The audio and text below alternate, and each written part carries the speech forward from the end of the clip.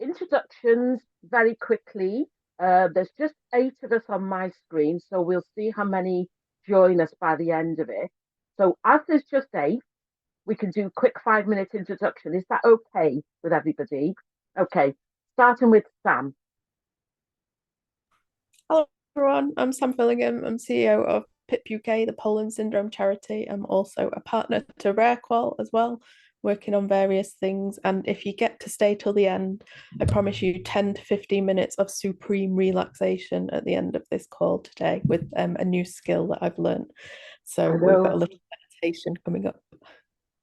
I love that we're going to be doing that. Thank you, Sam. That's great. Rose, would you like to introduce yourself as well? Good afternoon. My name is Rose. I'm the administrator at for the team, RCNet and RareQual.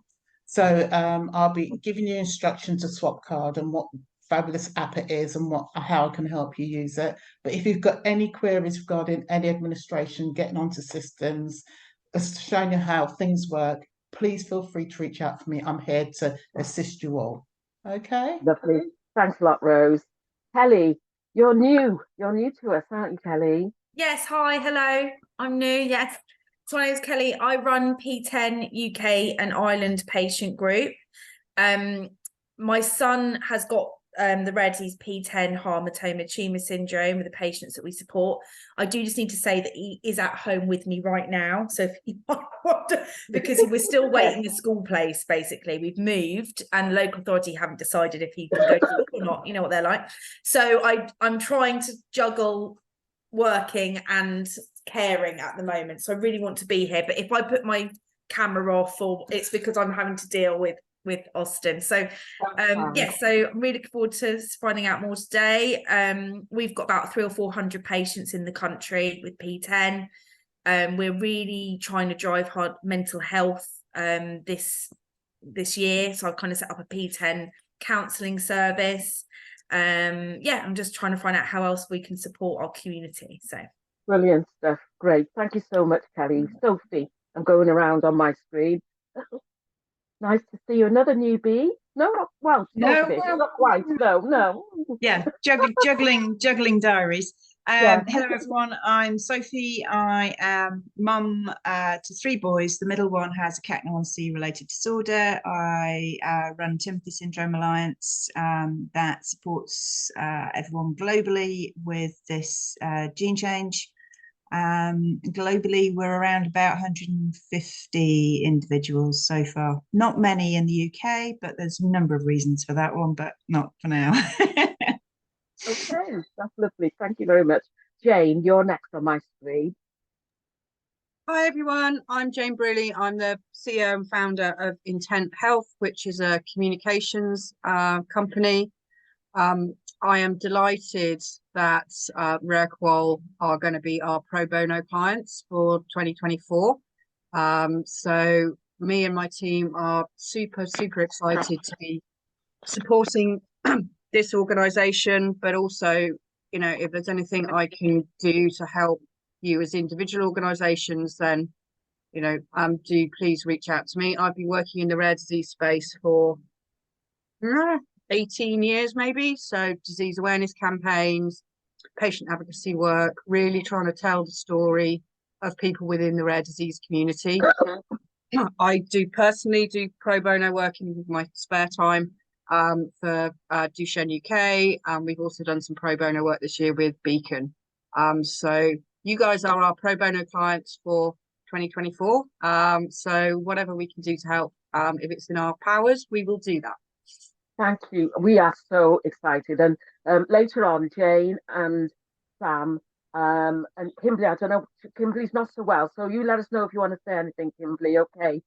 She's on the line, but I'm not on camera. But each of you are going to tell us a little bit about what we're going to be doing a little bit later, because I know we're talking about the rare think tank with Jane, and then Sam at the end, for those of you who missed, is going to do a session for us. Okay, next online, I can see Libby. Hi everyone, I'm Libby Humphreys. I am a patient advocate, independent patient advocate at the moment. I've got multiple conditions. Sorry, Natasha. I'm sorry, I get excited. multiple chronic health issues, 2 of which are rare. So I've got secondary Addison's disease, and I also have ME, chronic fatigue syndrome. I have been slowly sharing my story on Instagram. I've just got through the 3,000 follower barrier.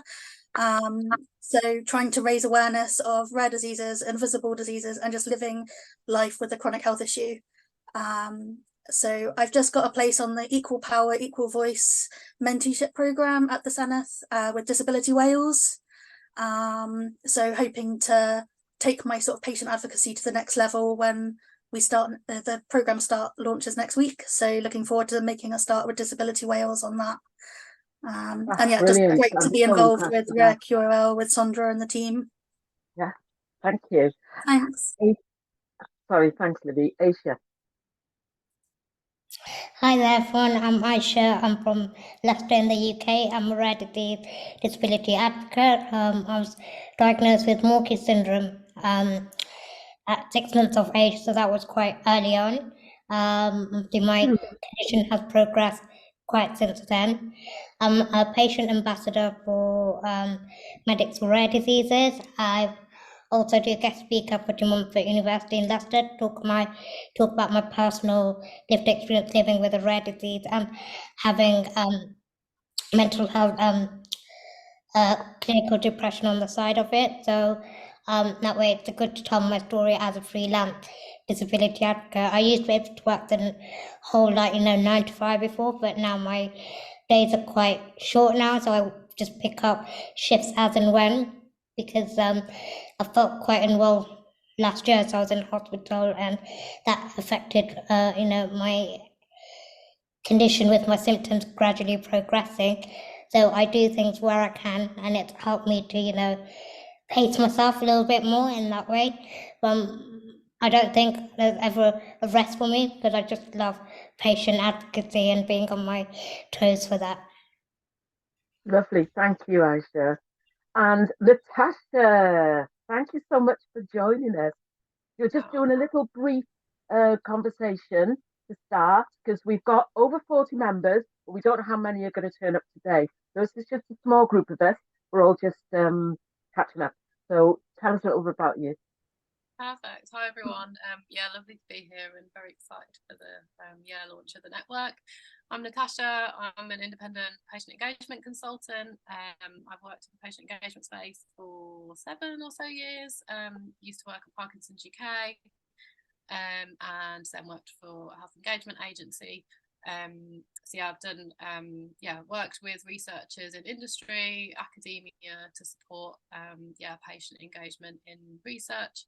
And currently on the board of PVC Foundation, which is a rare liver condition, and was involved in EDIRA, which was brilliant with Sondra and the team. So really looking forward to being part of the network. Yeah, thank you so much for that. I should introduce myself. So I'm Sondra, Sondra Butterworth, and I started Rare Qual. Some of you know this story, but I was studying for a PhD, and I didn't intend to do a PhD. It's just that I come from a rare disease family, so my siblings have got rare conditions, and I'm a carrier of thalassemia, and I'm diabetic as well, and I've got chronic asthma, plus a few other things. And so sometimes when you get ill, all your symptoms sort of make things worse because they overlap with each other. But the thalassemia doesn't sort of bother me at all. It was when it was COVID, and they said it's increased the risk, and something's happened with same as you, Libby. Yeah, something happened with the diabetes and the thalassemia and COVID and everything else, bad reaction to things. So that's the only time it's really bothered me. And then with my kids, they have to have genetic testing, because obviously if they have children and they've got the thalassemia trait as well, then they could be quite serious deals. So it's being aware of stuff like that. And my nephew is quite severely, he hasn't really got a proper diagnosis, but he's got severe autism, he's registered blind, and he's got dyspraxia, he's got various different complications. So we often help him as well as a family. So there's a lot of us have got one thing or another in terms of illnesses. So navigating the systems I have found was very, very challenging. I tended to be the bolshy one, the family would call, because I used to be a nurse, to try to get systems, get services and things. So that was why I set up RareQual, to be honest. Is one of the trustees. She's a friend of mine. So Joy, she has a number of rare conditions, and we were just talking about, because I'd been quite ill, and we were talking about how hard it is to get anybody to understand and to listen out. It's still sick you feel even when you look well, it's that type of thing. And so we said somebody should help us to improve our quality of life because this is just rubbish. And then we said, well, should we do something? And that literally over the garden fence, we decided to set up RareQual, literally. Then COVID hit, and then it's been a virtual sort of meeting space ever since. And in the just over 2 years since we started, I think we've done okay. People seem to know what we are and what we're about. So that's good. So that's us. I hope that's okay. Right. So looking at the agenda, what I wanted to do was talk a little bit, if that's okay, about some of the activities that we do. And that will lead us into the next slot where we're going to have a bit of a poll and an activity. And Rose is going to be in charge of the activity and the poll. So the first thing that we have been doing is that we have set up this online membership sort of portal, if you like. And the reason for that, I'm queuing you up, Rose, so you can get ready. The reason for that is the SwapCard that we're using. We got sponsorship for our EDIRA conference last year, and then we used SwapCard, and we had it for a year. And it seems ridiculous to not carry on using it because we have that.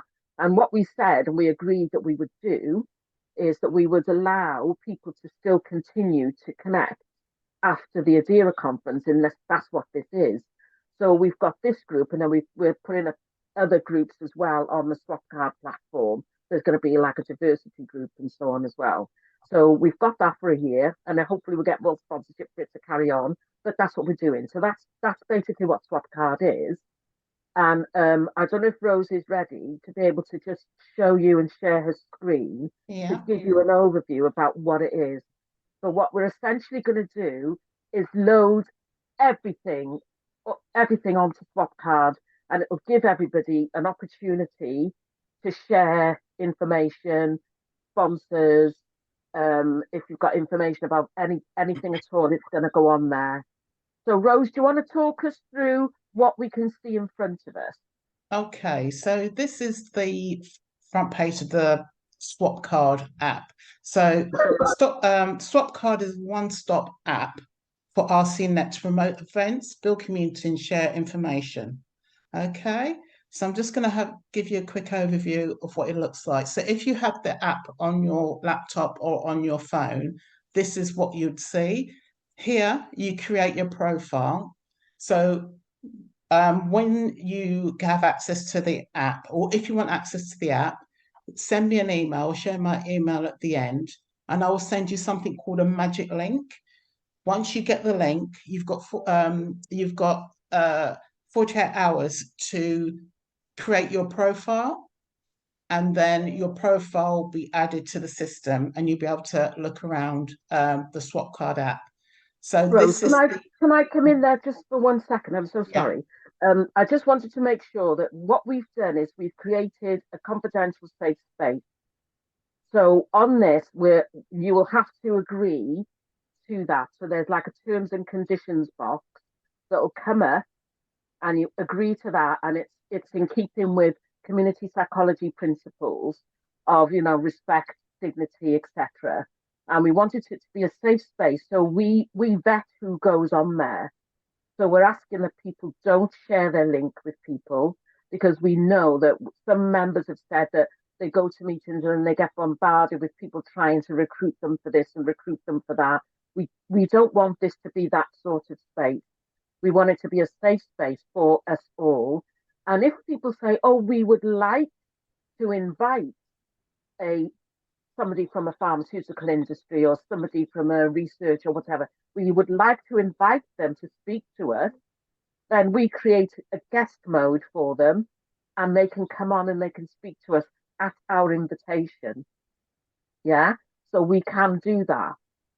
And we've taken off the participants. So the list, we'll put it back on when everybody's registered.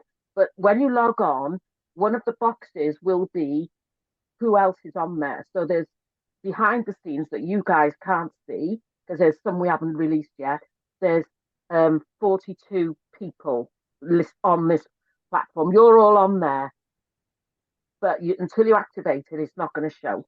So you need to sort of agree, and then you get permission, and then you say you can either have your screen not showing or showing. Libby has a question. Hi, Libby. I filled out the swap card for the EDIRA conference earlier in the year. Will my Yeah. profile still be there, or is it starting fresh?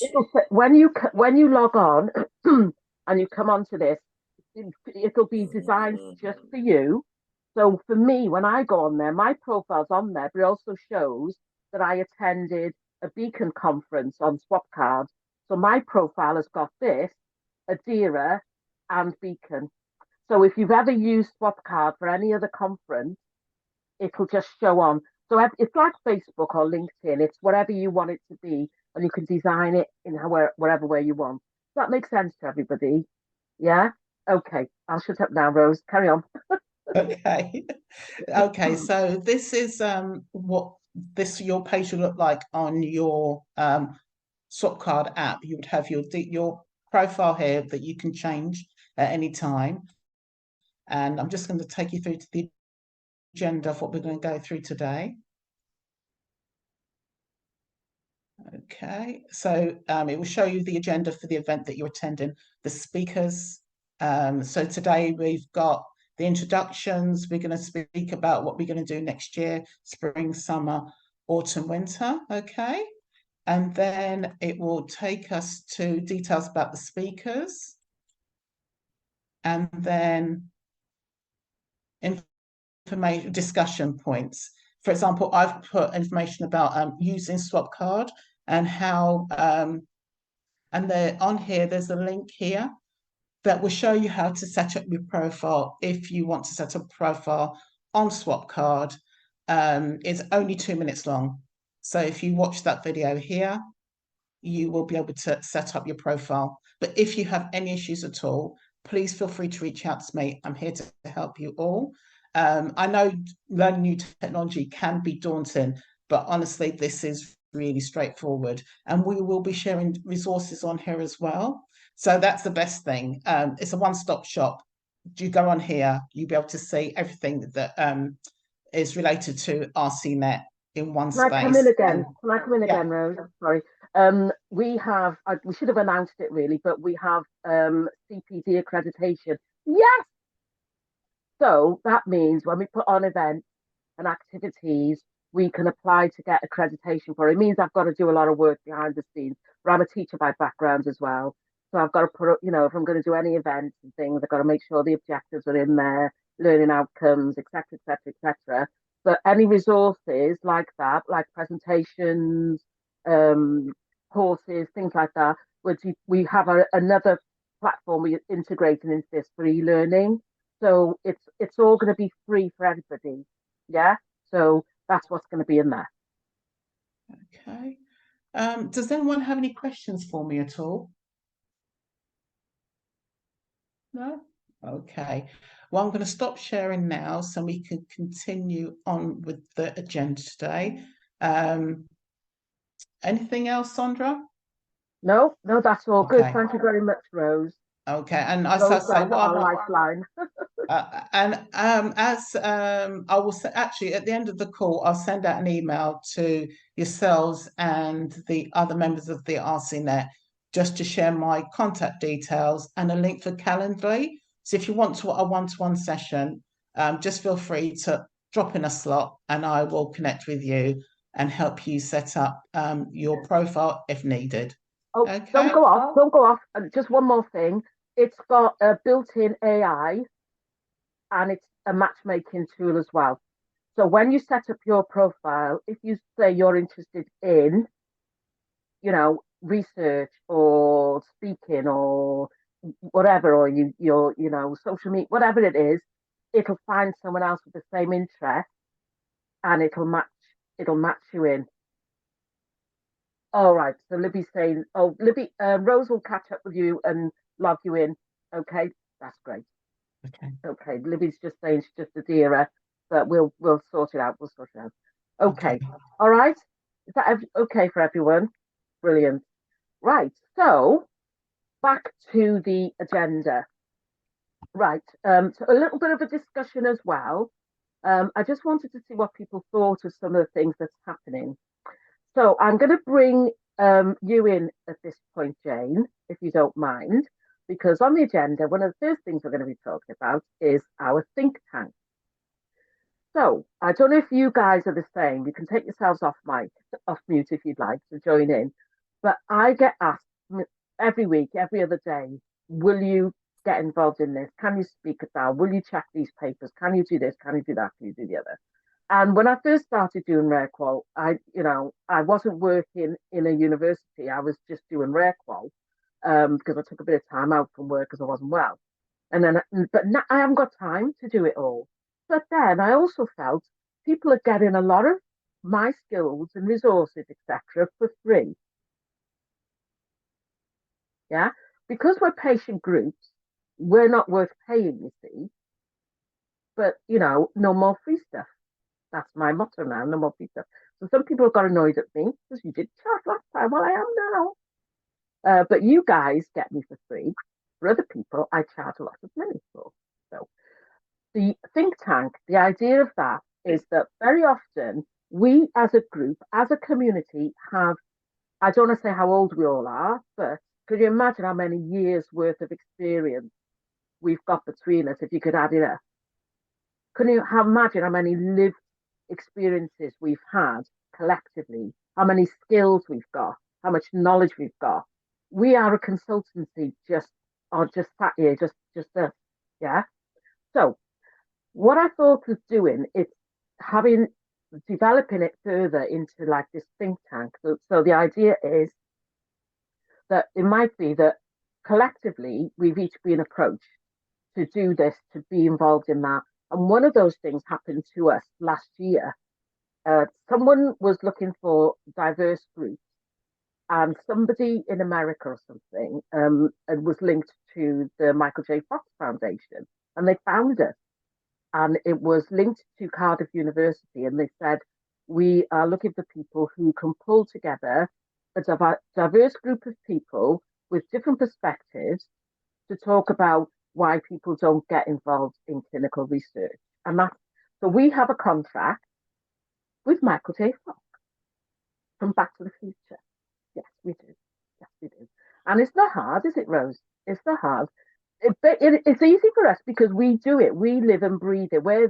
We know what we think, but because they're in this ivory tower, and as lots of people say, they don't do people, and they don't do sick people, and they don't do people with rare diseases, and they don't do sick people with rare diseases from diverse communities and so on and so forth. They just do bits of people, blood samples, bone disease, whatever. So what we're doing is we want to create this think tank from whoever wants to be involved. I'm going to hand over to Jane because Jane is coming with our first commission. Everybody just launched it. Yes. Okay, go for it. Go for it. So I think for a bit of background on the kind of work that I do. So our clients are primarily pharmaceutical companies. But we also work directly with patient advocacy groups and NHS, various other organisations.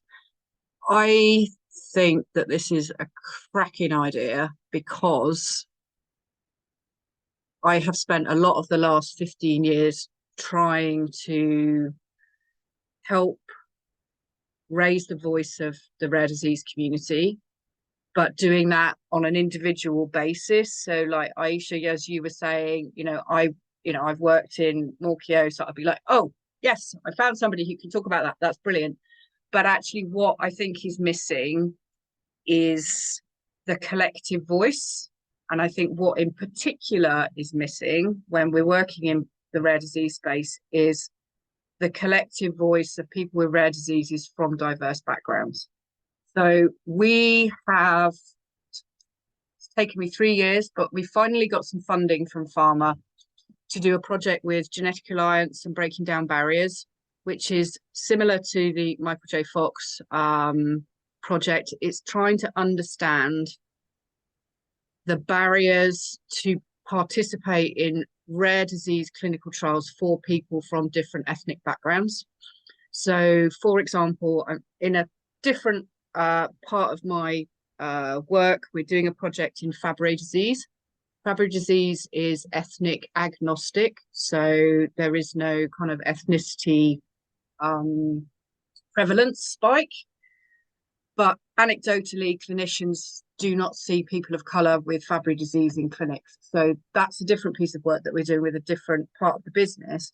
But again, a community like this would be so useful to understand what the barriers are for people from different ethnic backgrounds, different socioeconomic backgrounds, different geography, genders. I was just gonna add that to it, because when I talk about diversity, I don't want people to think that I'm talking just about race. Because diversity in terms of age, in terms of gender, in terms of levels of disability, in terms of being a caregiver, location, and so on. So if you think of the protected characteristics on the spectrum of the Equality Act, and then add in socioeconomic, because that should be in there, and it's not, then that's when I'm talking about diversity, that's what I'm talking about.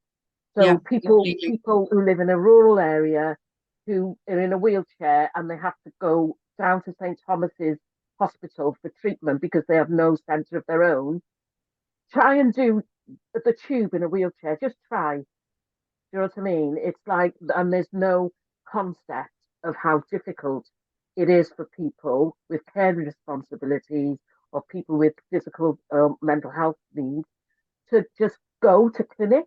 There's no concept. It's just, oh, DNA did not attend. Job done. Well, then I have another appointment. That it's like, do you realise what they have to go through to get there? And you just put a line through and a red mark to say they didn't attend. Do you know what I mean? So it's that's the essence of what I want to be able to do.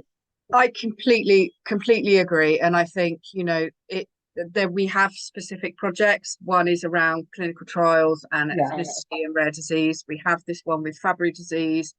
But over here, we are organising a speaker event around the kind of the intersectionality or the impact of having a chronic condition or a disability and the impact that has on female screening. So cervical cancer screening, breast cancer screening, so we have lots of opportunities that I would love to be able to, and I will repeat what Sondra has said, I will never ask you to do anything for free. I think it's disrespectful, it's devaluing, and it shouldn't be allowed. So, that's the values of my organisation, and we pay everybody for everything. Okay, that's great. Can I ask Jane then, if people want to be involved? So we have our think tank anyway. So just think tank read experts in our experienced stroke consultants. Yeah, that's what we are. I'm just putting out there. So would you, maybe you and Rose haven't met yet. Rose sort of helps with pulling all this together. So if you could pull some information together that we can share with the group, and with the criteria, because if you've got a number of different projects, it may be that some are looking for people of colour and others are looking for people with disability who are wheelchair users or whatever they want, so people can decide definitely which they want to do, and then we can coordinate and things like that. Is that okay? And I think Sondra, you and I can work out the kind of the logistics of it, but we're doing another project about a rare kidney disease with the Pakistani and Kashmiri community. So this is where my organisation kind of lives and breathes, right? It's insights. We're doing a project around another rare kidney disease that impacts the Latinx and African Caribbean community. So I think all of that in there's lots of opportunities to, you know, to my big thing, if I'm honest, is trying to share the reality, or the kind of the, you know, I probably shouldn't use these words, but inspirational porn is not what we're after, right? It's actually, what's the reality of your life, the person you care for life, your community life, and how do we tell those stories in a way that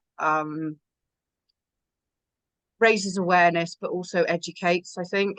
You know, and I would say my job is to be the bridge between the pharmaceutical world and the kind of patient advocacy world, and find a common objective that doesn't disrespect either of those, and doesn't just say, we've got this great idea, can we use your face?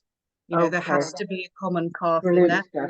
Right. Sorry, So I'm sorry, I know. I'm sorry. Don't worry. We've got two things. One, Libby has said, I'm on the campaign team at the moment, working to get an at-home HPV screening trial in Wales, to break down those barriers of getting to clinics. Really interested to hear Jane's work. So that's that. And Sam has a hand up. Yeah, I was just going to ask Jane a question, if that's all right. I'm sure this might naturally spill out of, you know, you working with RareQual, but quite often, you know, diseases like ours in particular, and I know many in this group, don't get to the table with pharmaceutical companies ever.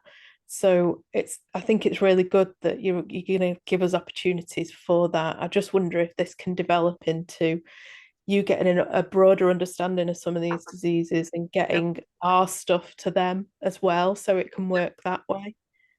Yeah, completely. You know, I think I'm reading the brief report that came from, oh, sorry, I've got menopause, I've forgotten. But, you know, I think there's a big, people only want to talk to you if there's a treatment, right?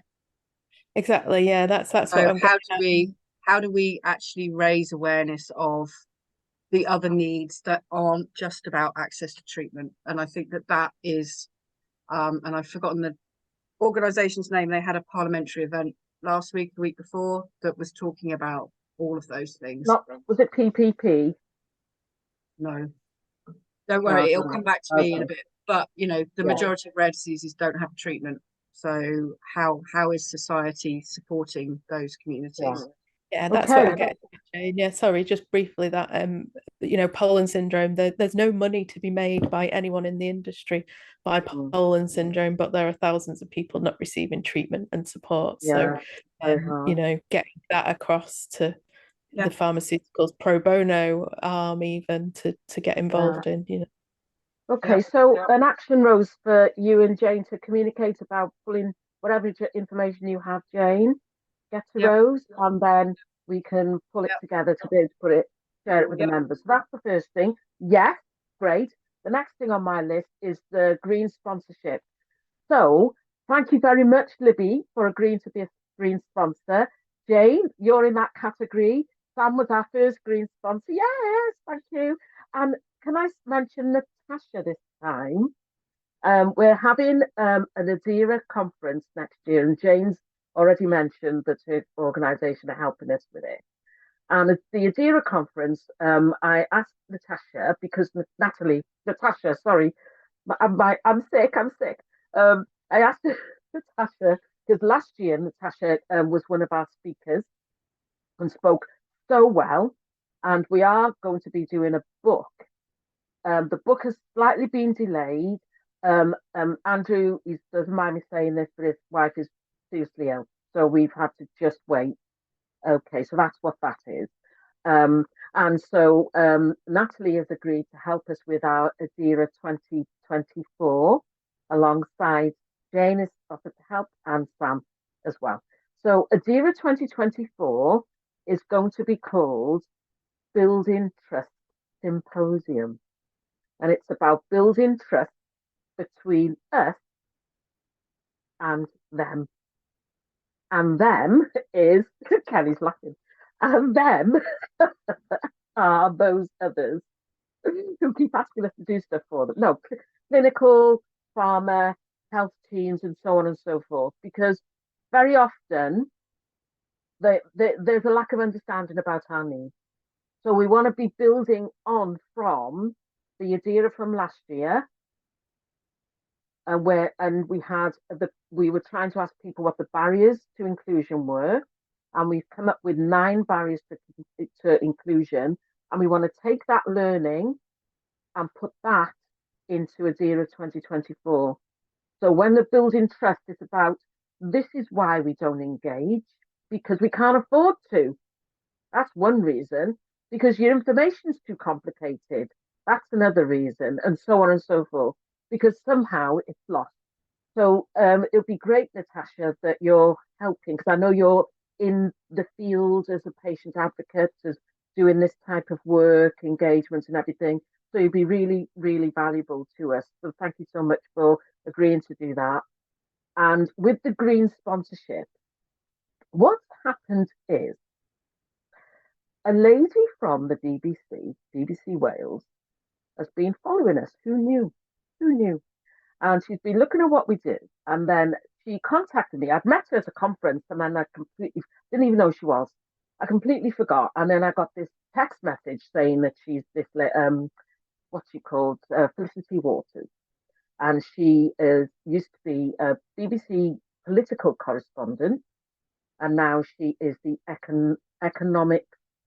I don't know the terminology. It's not a correspondent. It's like a big boss person who decides what goes on. She's one of them. Anyway, so she's very nice. And when I was talking to her, I was saying there's no money. Organisations like ours have absolutely no money.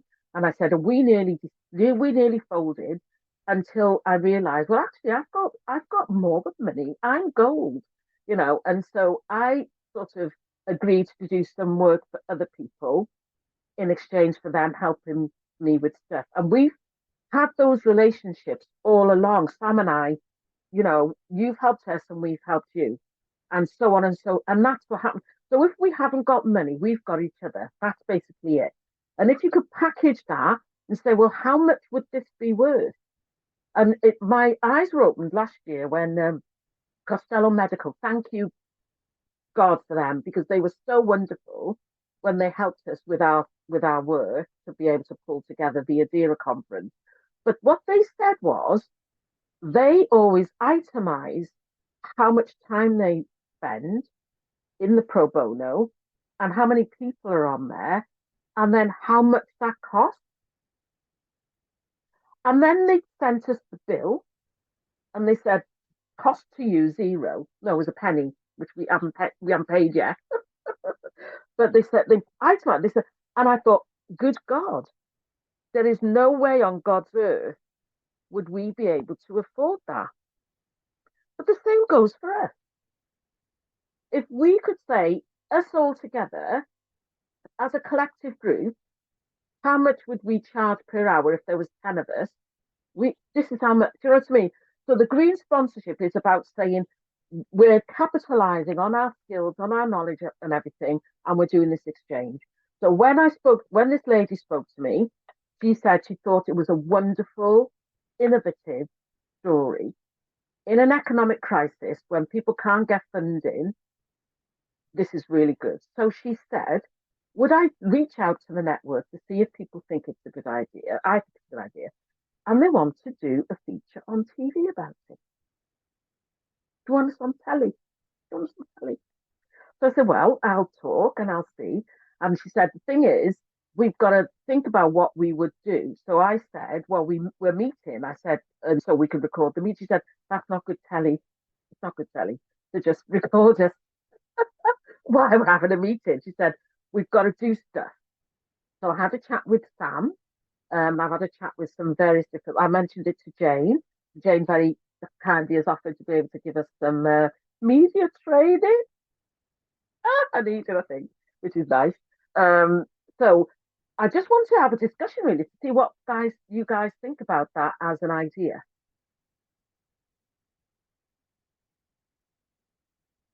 No, not sure. Yes, there's a nod. There's a nod. I So, think oh, sorry. Go, Sam. No, go on, Libby, please go ahead. Oh, you want me to go Libby? first? I'll go first. Oh, okay. I was just gonna say, obviously, yeah, I had never thought of it in the context that you've put this, Sondra, and I just think it's genius in that you've captured what we are all doing for each other around the piece. Like me and Sophie work together constantly, swapping ideas, swapping accountability, doing bits and bats for each other because you've got no one else for it. And I'd never really considered it in this context. And when you think about it, it is the gold that we're all surviving on, is working together on what we're doing, isn't it? Definitely. And so basically what she's saying is, I need to have a think about physical activity. And she said they'll send a camera crew. I know, they'll send a camera crew to film what we're doing. So I don't know where in the country. I've said, well, I'm in Cardiff a lot, so that's an option to be there. And then when I said that we do things with rare conditions, she said she's going to speak to a health correspondent because it might be that we go somewhere else. So I mentioned Sam, to be honest, and the type of work that Sam does. And I know you've got an event in November. So I'm going to go back to them and just say we've got an option of, because I've been speaking to an organisation in Cardiff and we're going down to do another conference in November. So filming in Cardiff, or filming in Stockport, is it, Sam? Stockport, where are you? Where are you doing your... I'm in Buxton, but the clinic was in Birmingham. It was the clinic we talked about, yeah, in Birmingham, yeah. So I'm going to go back to her and just say, well, we've got these different options. We've got these people who are involved in it. And the story behind it is that we have Sophie and Sam, who's worked together a lot. Kelly does stuff without payment because she has a child. But, we've got these stories, and then follow us on our journey. This is what we do in Cardiff. Come on, film us. And this is the Birmingham clinic. The health team can film us there. So she wants me to go back, almost like with a plan of what evidence we can pull together around us working together with no money exchanging hands, because that's what we do. Because we lose money from this. RCNet, it's all for free, so I don't make any money out of it. As you know, I just do it for the passion of it because I just believe in what I do. And the same for most of you on this call. Yeah. So I just wanted to tell you that that's what we're looking at doing next. So yay us. I don't know if anyone's got any final comments on that. I was just going to add that I think it's great, like Sam said, that we're already doing it. It's just formalizing it in a way that really captures the imagination, in the sense that hopefully other people will pick up on what we're doing. I've just finished a co-production course, and it kind of reminds me of all those different skills and different silo pots, and us all coming together and using each other's, good point. If we all work together, we can build on that together. And I think we were already doing it. It's just making it more formalized. Yeah, and just making sure that we're safe doing it. Yeah, definitely. Make sure of that. I like that word, silo pot. Can I pinch that? I like that. Hand, Kelly. Sorry, I can't find the little thing that says raise hand. I was looking for it. I'll just raise my hand. But yeah, I was just going to say, I feel like it's like a bigger version of how most of us have actually set up our patient groups, right? Yeah. Like if everyone's got a board, well, not everyone has got a board, but we've got a board of trustees, but we all came together. Either we are parents of children with the condition, or we've got the condition ourselves, and one's the accountant and one's I do the fundraising and organize everything, and somebody set it up, and I feel like, and it is, you just have to pull your resources and who can do what in order to get things done. And I feel like it's almost just that on a bigger scale. And it's a force to be reckoned with if we're all together. Because I don't know if you guys feel like this, but I felt like a lone voice for I've been doing this work for about 10 years around diversity and clinical trials and all this sort of thing. It's like nobody's listening. And then gradually people are, but more people are saying the same thing. That's what's happening. Kimberly had your hand up behind the scenes. Hi, Kimberly. Hope you're feeling better. Are you able to come on? Oh, is your voice still gone? Down, sorry. Oh, she can hear me. Jane, okay, you've got your hand up when it's up, Kimberly. And Yeah, I mean, I think where we can help is with the overarching messaging. So you've all got, you've got what you're doing, and you're all doing it in your organizations, and you're all doing the green sponsorship.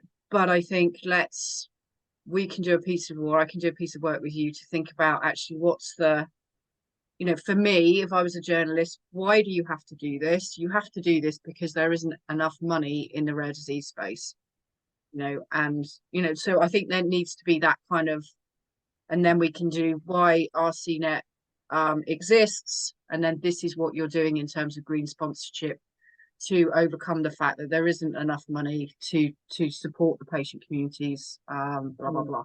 But I can work with you, Sondra. Yeah, that's great. Yeah, we got get some dates in the calendar. Thank you. Kimberly, are you back with us? I think she's struggling with the sound. I apologize, my audio, Okay. I have to join on my phone for the audio. So I did want to speak to the green sponsorship, and I think there's a little bit of mixture in that here.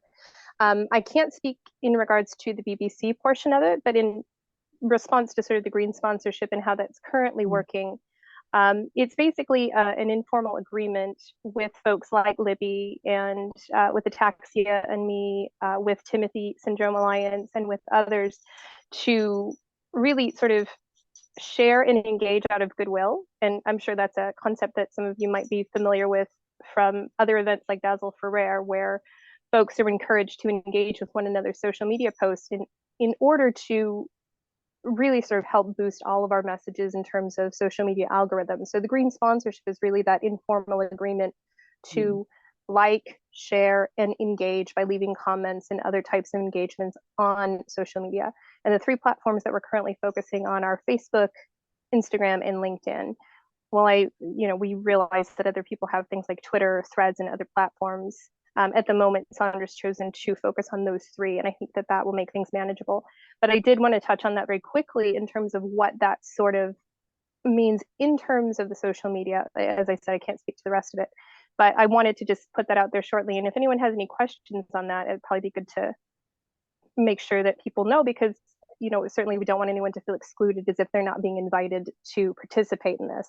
Yeah. While some emails have gone out informally in the very short span of time, the last week or two, certainly anyone who has a platform that they'd like to share, we would be happy to enter that good faith agreement where we like and engage your post, share your post, and everyone does so in like. Yeah. And Libby's asking a couple of questions. Libby, do you want to ask the questions yourself, or want me to read them out? Sorry, you're asking if there's a hashtag and whether you can tweet during the event, and the answer is yes. Kimberly's already replied. Oh, is she? I'm a bit behind. Oh, I'm so behind. Yeah. I'm so sorry. Kimberly, you're on it. You're on it. It's me. Yeah. I'm conscious of the time as well. I'm so sorry.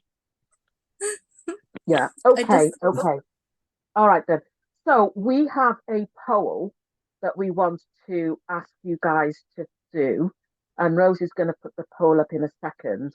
We need to know what you guys want. So based on these conversations that we've done, and we're developing more stuff, but we might end up having subgroups, I think, by the sound of it, because there's so many people who want to be involved that couldn't meet today, obviously, and they might want to be involved in other different things. So this is a poll for you guys, and just to see, you can put one or either, whichever.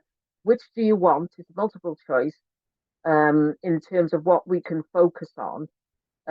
So we are developing more training, and we know that Sam's going to do a little session at the end of this, but we're developing e-learning. Everyone said everything. Okay, everyone has said everything. Right, so no need to take... No, hang on. Right, so there's more consultancy opportunities, come up higher, and events. Those are the two top ones. That's good, because the next activity we're going to have a little whiteboard to say what type of, explore that a bit further. So that's really good. Thank you for that. And then in terms of the days of the week, because we just couldn't get it right, it was just too hard to choose really with everyone being so busy. So working on the days of the week, we've got top days a Monday or a Wednesday. But we also have, three of you say you don't mind, so that's helpful to know. So it looks like either a Monday or a Wednesday, if the ones who don't mind. Sorry about Thursday and Friday, guys, I'm so sorry. And then the top answer, either AM or PM. So AM seems to be the top answer. So we've got a Monday or a Wednesday, AM is the top answers for the next meeting. That's great. So thank you for that. Okay. And then what we're going to be doing, oh, sorry, Rose, do you want to share the results? Do people want to see the results? I've closed it on mine. Yeah, so you've got that there. Yeah, okay. So that's good. Okay, so we can close that. Stop sharing. Lovely. So that's really helpful for us for the next group. And what we've decided to do is have the meeting. We're having the meetings quarterly, but we may then meet in between for these other projects. And it's going to be spring, summer, autumn, and winter. So this is just the launch, see what we're all doing and what people want. And then we've tentatively, broadly agreed what we're going to do, but we can tweak it depending on what people say they want. Yeah? Okay. So it looks as though people want to focus on events and consultancy. Yeah? All right. Okay. Contact. Aisha has asked me to be a contact. Yes, of course. Thank you very much. So if we've got an opportunity, we've just got a few minutes left of this small bit before we sort of move on to the next one. Would you put up the whiteboard for us, please, Rose? And the whiteboard is for us all to write rubbish on if we want to, or to write something constructive, hopefully, around what sorts of things we would like to have in the meeting. And then we can save that whiteboard as sort of information. So great ideas. That should come up, but it's not for some reason.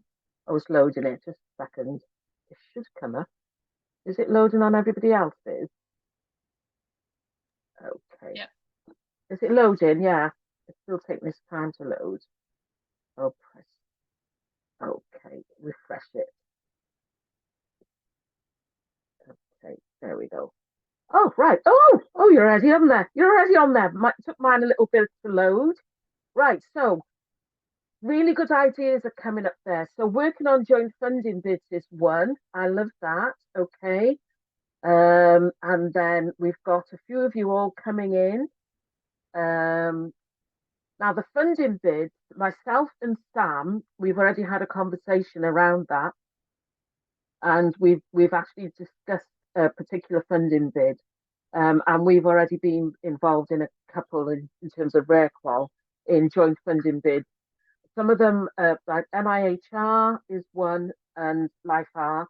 So those are the types of funding bids. But also, we have the support of partnering with University of Chester, and which is really wonderful because they are experts in doing funding bids.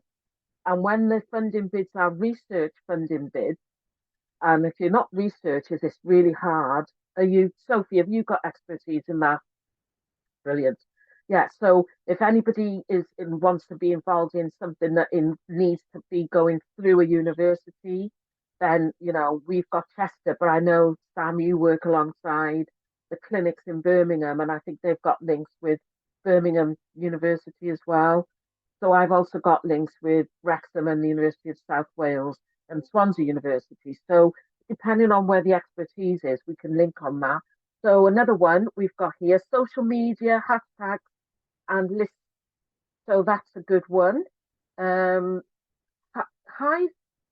Hive Minds, maybe one a month where we bring current pain points and, I can't read a pain point and talk through. Who said that one? That's me, Sondra. I was thinking bringing maybe choosing someone who's got one issue that they wanted to bring, that they needed a hive mind to put together on and bring it. Like the think tank. We did that once, didn't we? Was that you and who was that with? Oh yeah, when Was it Sophie? yeah, in fact, I did it last year with you guys and a few others because Yeah, we had like media focus on us and our resources went crazy. yeah. Okay. Okay. Attending conferences to promote network. Who's written that? That was me. Yeah, okay. I actually saw something this morning. So for patients as partners, which happens in the US and the UK, they've got a I literally saw something on LinkedIn today. The deadline is today, but you can submit a proposal for, like, it says if you're working on a new model, strategy, collaboration process or new technology that highlights how you're working with patients in clinical trials, if you'd like to submit a speaking proposal, you may do so by filling out the form until the 6th of October. So I actually wonder if it's worth us just putting something in about this network and Yeah. opportunity to I think that's a good idea, but if it's the deadline today, it's probably 5 o'clock today or something, is it? So they're based in the US, so I think as long as we get it, I'm just looking at the form. Yeah, that would be great if we can have a chat after this maybe. But if it's a long form that it needs a lot doing and if the deadline's in 2 hours, I think we've missed the boat with that one. But if there's more like that yeah, good. Okay. Add RCNet member to LinkedIn profile. Is that you again, Natasha? Who's written that one? Libby, do you want to talk about that one? That was me. It was just to highlight the RCNet as a whole. Like if we make it that we have, membership to the RCNet on our profiles, it will show people another, if people are looking at our profiles and see the RCNet, it's another way of getting the word out there about rare qual. Genius. That's genius. I don't know how to do that. Kimberly probably be able to help us do that. And I can show you how to do it. Oh, right. Okay. But it's just a way of adding, like raising it again as a more official thing, just to make it again, like, so we can get the word out about rare qual. Yeah, definitely.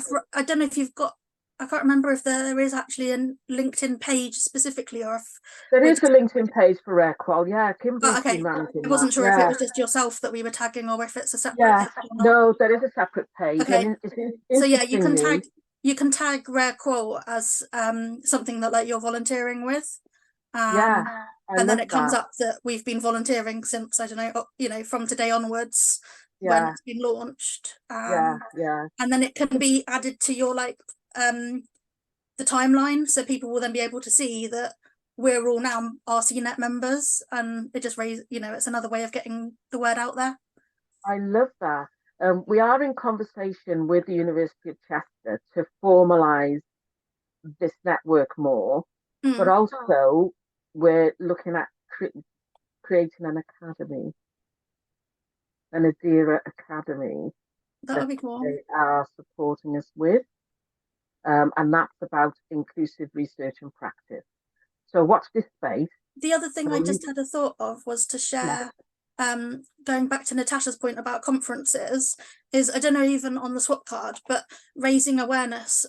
If we make a list of all the different conferences that we're all going to, because there might be a lap over, like I found through my role at the Health and Care Research Wales Evidence Centre, I became co-lead of the PPG group in June, and there's a lot out there going on in terms of conferences, so we can get sort of the word out there at different conferences that we're all going to. That's a good idea. I'm going to the Health and Care Research Wales conference next week in Swansea. So just things like that, if we all know what's going on, then we can try and spread the word. Again, that green sponsorship element. Yeah, and that's really good. And then we don't feel so alone out there, do we? No, if we all can find each other's hashtags or LinkedIn handles or Twitter handles, whatever it is, and then we just have it as a list and we just always repost or share each other's work, I think that would be really good. Yeah. Is there anything else? Any other comments? I can't think. No? That's been really good. Okay, Rose, would you... I apologize. I do have a quick comment. I lost my microphone when the whiteboard came up, so I wasn't able to say anything. I apologize. So back to what you were saying, Libby, very quickly about conferences. there is a D4R events calendar in which I do keep track of conferences, and I'm sure that that is open for anyone to contribute to. So I'm sure we can probably tie that in with RCNet. So if that's something anyone would like to discuss more later, happy to do so. Oh, that Yeah, sounds that great, would be Kimberly. great. Where do I find that? Is that on the website? Have you got a website or? It is. I'll pop it in the chat. Thank you. Yeah, that'd be great. Thank you for that. Where have I missed? Is there anything else I've missed? I saw something about lived experiences. It's gone now. Yeah, no. Yeah, that was me. Oh, right. Accidentally. Yeah, so because I talk mostly about lived experiences, so it'd be a great idea to bring that in to reconnect somehow to create some understanding awareness, not just for our committee like how we are right now, but to bring it in toward like events, so for the outside the public know more about rare diseases and how it impacts on daily life. Yeah, that would be good. I mean, one thing that I haven't got into, because I was just conscious of the time, is that we are looking at doing an e-learning, but not just sitting at a screen, but more of a facilitated one. So we could bring in like videos and activities and workshops, and it could be that we devise some form of awareness raising course or activity or something that people can tune into and just sit and learn. So that's the vision, really. And one of the other added benefits of being in this is that I spoke to Sam about this. We're behind the scenes developing courses that we haven't launched yet, but the potential is that as it's an e-learning platform, that we could all be affiliates. Well, we've paid for the platform, but it means that we could sell courses. So we could write the courses and then sell them, that type of thing. So it's like sell them cheap, pile them high type of philosophy. So it might be £10 for this short course, but you sell 1,000 of them, sort of thing. It's that type of principle. So as a collective, it's quite feasible that we could devise an e-learning course based on our skills, what we know, and how-to guides. Yeah, how to work with people with lived experience, for example, Aisha, and then make some passive income from it, that type of thing. Yeah. Okay. Do you want to stop sharing now, Rose? Thank you so much. Some really good stuff's coming out of this. Brilliant. So we're coming towards the end of this bit. And I want Sam to just do our little activity. Okay. So I just wanted to find out if there are any final comments.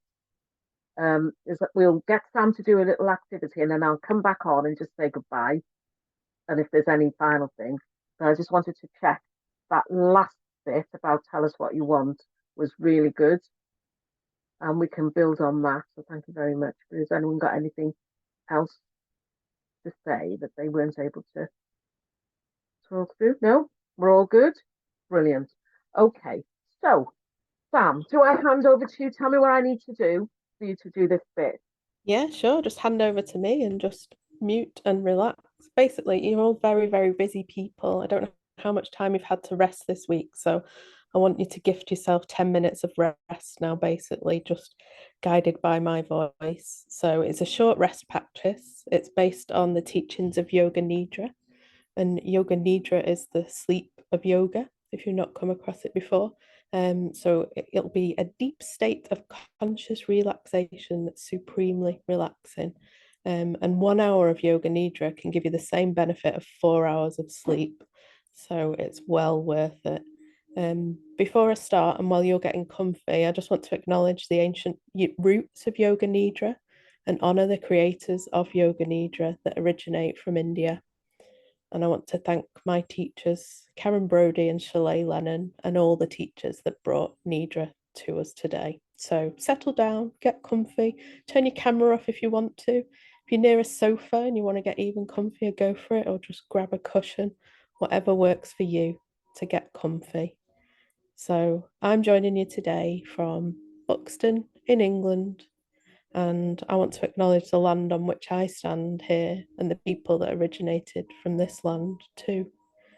So if you're sitting down, like I say, maybe grab a cushion, get comfy, nowhere to be, nothing to do, no one to give to in this moment but you.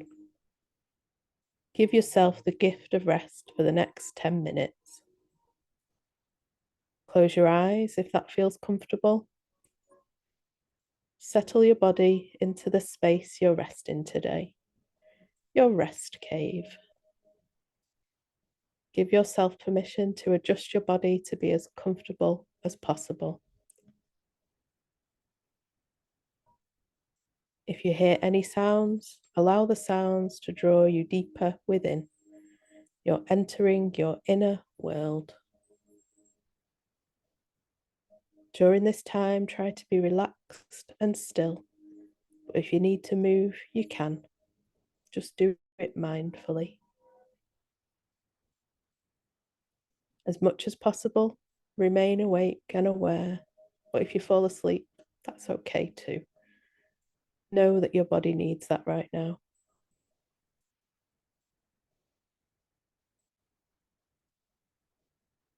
Now take a deep breath in and out. Feeling yourself letting go of all the tension. And again, in and out. Releasing stress and worry from your body.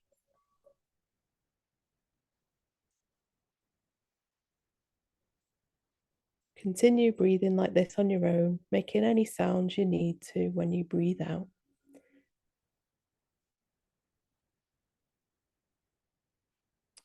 So as autumn begins and we honour the changing of the seasons, the balance of the light and the dark, I invite you to settle down and get comfy. If you're comfy already, see if you can get even comfier. Bathe in a moment of silence.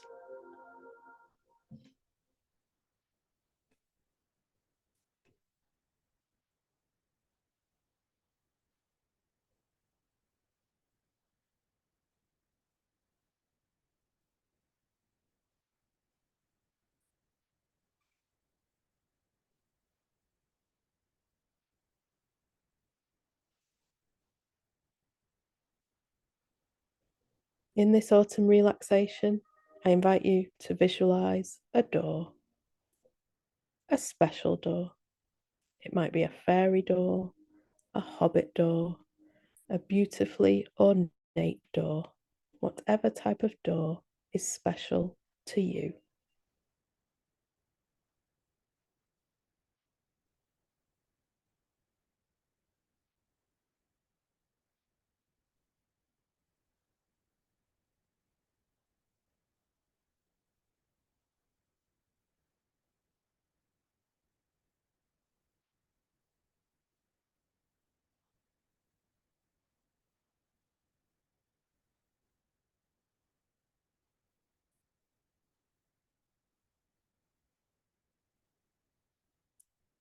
And once you can visualize that door, I invite you to open the door and step through and join me and the people in this Zoom room as we go into Grinlow Woods near my home in Buxton to play with rest today. Step into the tree relaxation zone, a special area of woodland made for gathering. A log circle to sit around the crackling fire, a warm drink bubbling away under the canopy of the abundance of beech, ash, and sycamore trees. Some cosy nooks to rest in. But first we play. Crunchy leaves to throw in the air, helicopter seeds dance on the breeze, acorns to find, leaves and twigs to discover, to bring back to our autumn rest nest. We join hands and move around the fire. And soon we tire. We gather round the fire to share a hot tea and then wander to our rest nests. Some sumptuous blankets and pillows await us, and we curl up to rest. Here we rest together, resting for our communities, resting for ourselves, so we can rise, so we can help others to rise. I will share some words from Donna Ashworth about autumn. Autumn. And so begins the season of letting go, when Mother Nature shows us all how it's done. Let go. Free yourself. Shake it off. Drop it. Give way for the new. Create space for new thoughts, new ideas, new adventures, and new connections by shedding the dead weight you've been carrying around for so long. And whilst you are there being reborn and renewed, let go of old anxieties too. Let go of any doubts, fears, or beliefs which no longer serve you well. Release bitterness or past hurts which feast on your beauty. Be brave. Don't fear the nakedness as your leaves slip away. Mother Nature doesn't. Watch and learn.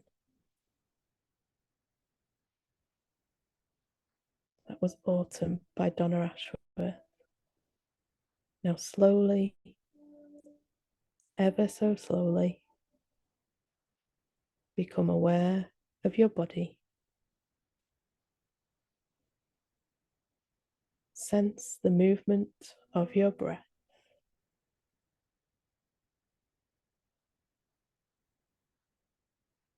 Maybe stretch and yawn. And begin to notice the room around you. And slowly, ever so slowly, when you feel ready, come back. Coming back, returning to the present moment with more peace and ease. And this completes your autumn rest practice. So lovely. Thank you so much, Sam. It looks like people are still on, just the cameras are off. Wasn't that lovely? I wasn't expecting that. I was not expecting that. You nearly caught me snoring. Glad as well I turned the camera sound off. Oh, thank you so much for that, Sam. I don't think I've ever been to a meeting where we've had relaxation at You're the most end welcome. of it. I hope people. But you're doing that as a course, aren't you? You're going to be a practitioner, is that the right Yeah, that's term right. for it?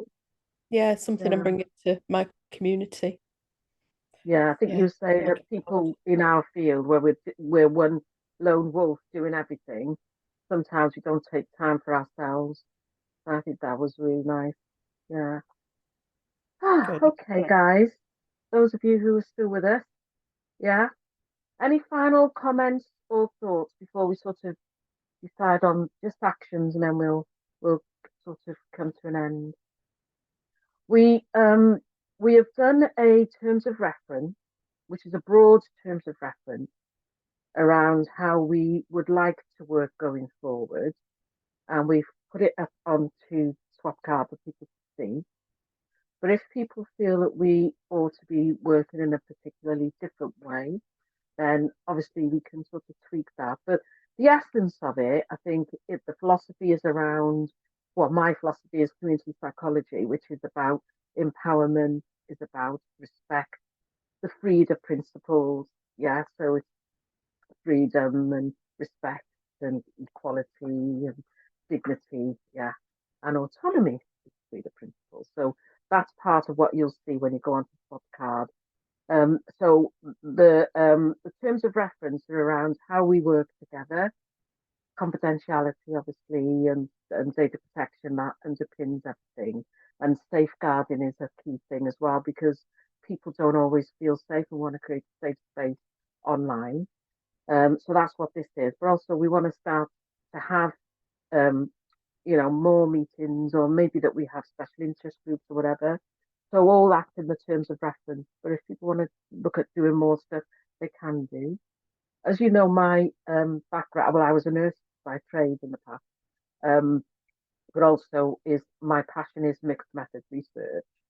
And one of the things that I feel for us to be sustainable going forward, as RareQual in particular I'm talking about, is we have to do more research and be involved in more research that includes our voices.